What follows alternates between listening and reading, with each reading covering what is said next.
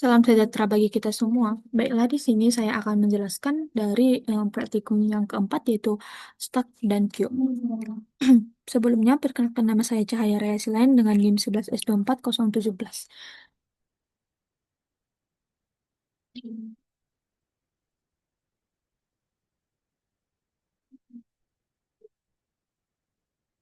Jadi, di sini saya akan menjelaskan topik Stack dan Q. Yang dimana sebelum masuk ke pembahasan, saya ingin menyampaikan terlebih dahulu tujuan dari praktikum ini, yaitu kita mampu memahami dan mengimplementasikan struktur data stack dan queue menggunakan bahasa pemrograman Java. Jadi nanti kita bukan hanya tahu teorinya, tapi betul-betul mengimplementasikannya.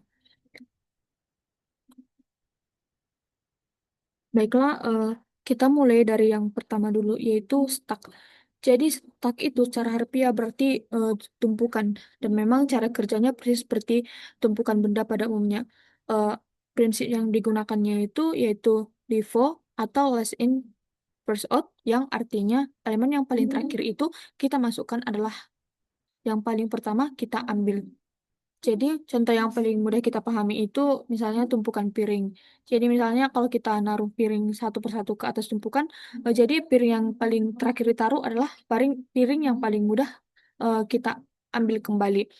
Jadi, itu nggak mungkin kita mengambil piring dari bawah tanpa mengambil piring dari atasnya terlebih dahulu.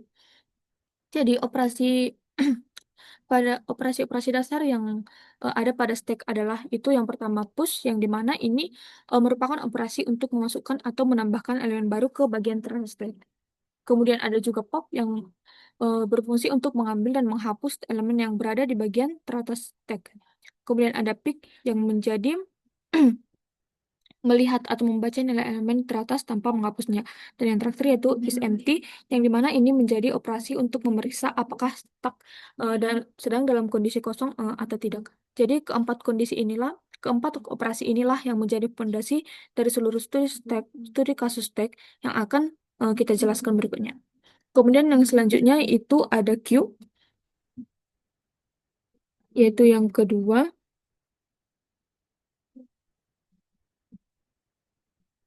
Ada queue yang dimana seperti yang kita tahu itu queue itu adalah antrean. Jadi ini berbeda dengan stack yang dimana queue itu bekerja dengan prinsip FIFO, first in dan first in first out. Jadi itu elemen yang pertama kali masuk adalah elemen yang pertama kali keluar. Jadi analogi yang paling relevan itu misalnya antrian di kasir. Jadi di kasir supermarket ataupun misalnya loket bank. Misalnya orang yang datang lebih awal dan berdiri di posisi paling depan antrean, jadi dia itu adalah orang pertama yang akan dilayani. Orang yang baru datang harus mengantri di bagian paling belakang atau dan menunggu gilirannya. Jadi operasi dasar queue ini adalah yang pertama NQ, yang dimana ini akan menambahkan elemen baru ke bagian belakang antrean.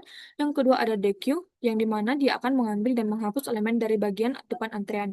Yang ketiga ada get first, yang dimana dia menjadi elemen yang berada paling depan. Dan get last, yang dimana dia akan menjadi elemen yang berada paling belakang. Jadi perbedaan mendasar antara stack dan queue itu ada di arah aksesnya. Stack hanya bisa kita akses dari satu sisi, yaitu bagian atas. Sedangkan queue itu memiliki dua sisi aktif, di mana bagian belakang untuk memasukkan data dan bagian depan untuk mengeluarkan data. Selanjutnya kita akan masuk ke bagian studi kasus stack, yang di mana ini adalah reverse string. Jadi, studi kasus yang pertama stack ini membalik urutan karakter dari sebuah string yang diberikan. Jadi, misalnya kita memberikan uh, Genius, maka program harus menghasilkan output sayang. Jadi, cara kerjanya itu begini. Kita iterasi setiap karakter dalam string index pertama hingga terakhir. Lalu setiap karakter tersebut kita push ke dalam stack satu per satu. Dan setelah semua karakter masuk, barulah eh, kita pop setiap karakter dari stack dan rangkai hasilnya. Karena stack bersifat LIPO, jadi nanti karakter yang terakhir kita masukkan yaitu karakter paling akhir dari string.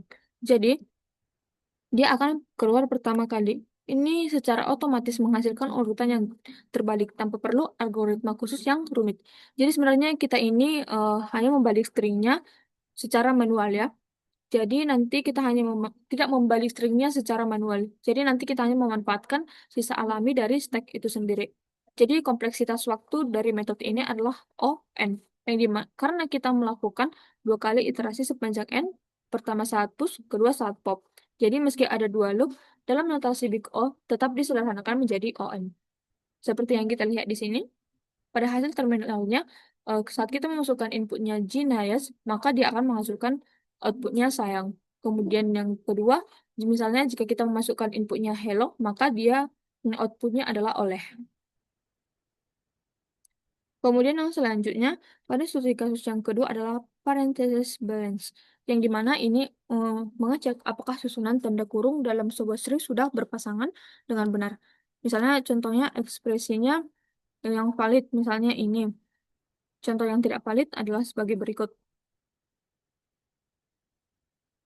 Jadi, logika algoritmanya itu cukup intuitif, yang dimana kita baca ekspresi karakter per karakter dari kiri ke kanan. Setiap kali menemukan eh, kurung buka, kita push ke start sebagai tanda ada kurung buka yang belum berpasangan. Setiap kali menemukan eh, kurung tutup, maka kita periksa stack terlebih dahulu. Kalau stacknya kosong berarti tidak ada kurung buka. Pasangannya itu langsung return ke false. Kalau stack tidak kosong, kita pop satu elemen sebagai tanda pasangan sudah ditemukan. Setelah nanti seluruh karakter selesai diproses, kita cek kondisi stack. Yang kalau stacknya kosong berarti semua kurung buka sudah berpasangan dengan benar, yaitu return true. Kalau masih ada sisa di stack berarti ada kurung buka yang tidak punya pasangan, yang dimana itu return false. Intinya, stack di sini berfungsi sebagai daftar kurung buka yang sedang menunggu pasangannya. Jadi kompleksitas waktu yaitu ON karena setiap karakter hanya diproses tepat 1 kali. Di sini dapat kita lihat hmm, saat kita implementasikan saat kita memasukkan buka kurung dan tutup kurung, maka itu statusnya adalah valid karena tanda kurungnya itu seimbang. Seperti yang kita katakan tadi, ini dia menunggu pasangannya sehingga nanti hasilnya return true atau valid. Dan yang tidak valid, misalnya kita masukkan tanda buka kurung sebanyak 2 kali dan tanda penutup kurung 1 kali, maka dia tidak valid atau tidak tanda kurung tidak seimbang. Untuk yang selanjutnya pada studi kasus yang ketiga yaitu sort, yang dimana ini mengurutkan elemen-elemen dalam stack dari nilai terkecil di bagian bawah hingga nilai terbesar bagian atas. Jadi yang menarik di sini, kita tidak boleh menggunakan array atau struktur data lain di luar stack. Jadi kita hanya boleh menggunakan operasi yang tersedia pada kelas ini sendiri, ditambah satu stack tambahan dari sebagai tempat sementara. Jadi algoritmanya bekerja seperti ini. Nanti dia akan mengambil satu elemen dari stack utama menggunakan pop. Jadi nanti kemudian dia disimpan ke sementara di variabel temp. Kemudian selama stack tambahan tidak kosong dan nilai teratas stack tambahan lebih besar dari temp, maka dia pindah ke elemen tersebut kembali ke stack utama. Setelah kondisi itu tidak terpenuhi, maka push nilai temp ke stack tambahan. Jadi inilah posisi yang tepat untuk temp. Kemudian ini nanti akan mengulangi proses sampai stack utama benar-benar kosong. Yang terakhir, nah nanti dia akan memindahkan semua elemen dari stack tambahan kembali ke stack utama. Jadi hasilnya adalah stack yang tersusun dari nilai terkecil di bawah hingga terbesar di atas. Kompleksitas waktunya itu adalah O n pangkat 2 pada kasus terburuk. Ini terjadi karena setiap kali kita mengambil satu elemen dari stack utama, kita berpotensi memindahkan semua elemen di stack tambahan kembali ke stack utama. Kalau datanya tersusun terbalik dari besar ke kecil, maka perpindahan elemen akan terjadi sebanyak-banyaknya. Di sini sudah kita implementasikan. Dia menunjukkan data awal yang belum diurutkan dan kemudian akan menunjukkan data setelah diurutkan. Yang selanjutnya kita masuk ke studi kasus Q. Yang dimana studi kasus pertama yaitu stack to Q yang mengkonversi struktur data stack menjadi Q. Jadi ini menarik karena kita sedang mengubah prinsip kerja dari LIFO menjadi FIFO dalam satu proses. Jadi cara implementasinya itu cukup langsung. eh, kita lakukan pop satu per satu dari stack. Lalu setiap nilai yang keluar langsung di NQ ke dalam queue.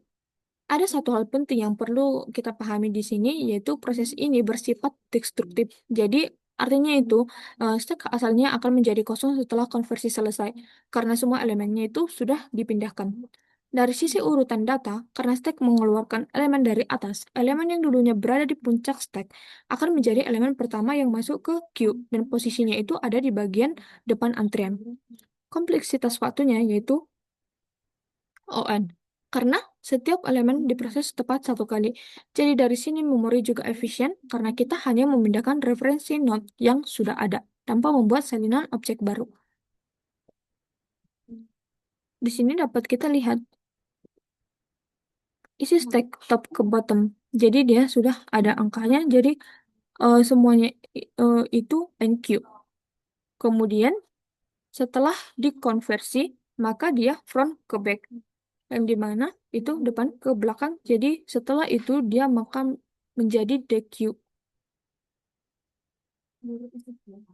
Yang selanjutnya, studi kasus yang terakhir, yaitu math in Q, yang dimana ini melakukan perhitungan aritmatika dari ekspresi yang tersimpan di dalam struktur Q. Jadi ekspresinya ini disusun dengan format bergantian antara angka dan operator. Contoh yang diberikan pada laporan kita ini adalah 2 2 plus 3, 4, min 2, yang menghasilkan nilai 12. Jadi cara kerjanya, eh, kita DQ elemen pertama sebagai nilai awal. Kemudian selama Q masih ada isinya, kita lakukan DQ 2 kali berturut-turut. Pertama untuk mengambil operator, kedua untuk mengambil angka berikutnya. Lalu eh, lalu operasi aritmatikanya itu dilakukan sesuai operator yang ditemukan. Jadi sekarang ada hal penting yang perlu digarisbawahi karena Q bekerja secara FIFO dan operasi dilakukan dari kiri ke kanan secara linear. Hierarki operator matematika tidak berlaku di sini. Artinya, penjumlahan bisa dieksekusi sebagai sebelum perkalian, tergantung posisinya dalam Q. Jadi ini berbeda dengan matematika konvensional yang memprioritaskan perkalian. Selain itu, ada juga tantangan teknis, yaitu cara menyimpan operator. Karena hanya bisa menyimpan nilai integer, karakter operator seperti plus, kali, min, dan per itu perlu dikonversi ke nilai ASCII saat di NQ dan diubah kembali menjadi karakter saat dievaluasi. Jadi kompleksitas waktu ini adalah ON karena seluruh elemen Q diproses satu kali dari depan ke belakang. Di sini dapat kita lihat sudah terdapat beberapa test case dan dapat kita lihat hasilnya.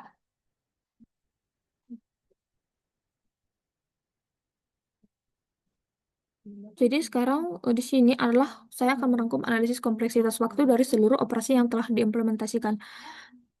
Pada stage operasi Big O pada stage itu operasi push dan popnya itu 0, 1. Konstan dan dia tidak peduli ada berapa banyak elemen di dalam stack operasi ini. Selalu selesai dalam waktu yang sama karena hanya mengakses posisi teratas. Untuk metodenya itu yaitu ada reverse string dan is balance parenthesis atau yaitu ON yang yaitu linear. Jadi keduanya itu harus memproses setiap karakter dalam string tepat satu kali. Kemudian untuk metode sortnya itu yaitu on kuadrat atau kuadratik yang dimana ini terjadi karena ada perulangan di dalam perulangan antara stack utama dan stack tambahan. Kemudian pada Q di mana eh, operasi NQ dan DQ yaitu 0, 1 yaitu konstan. Yang dimana ini dimungkinkan karena Q menyimpan referensi langsung ke posisi pertama dan terakhir. Jadi tidak perlu mencari-cari dulu. Untuk metodenya itu yaitu metode print Q, state Q, dan calculated Q, ON, linear. Jadi ketiganya itu membutuhkan penelusuran seluruh elemen. Jadi kesimpulannya adalah stack dan queue sangat efisien untuk operasi-operasi dasarnya. Efisiennya itu baru menurun ketika kita membutuhkan pemrosesan terhadap seluruh elemen dan yang paling berat adalah algoritma sort dengan kompleksitas O n pangkat 2. Baiklah, sekian yang dapat saya jelaskan. Terima kasih.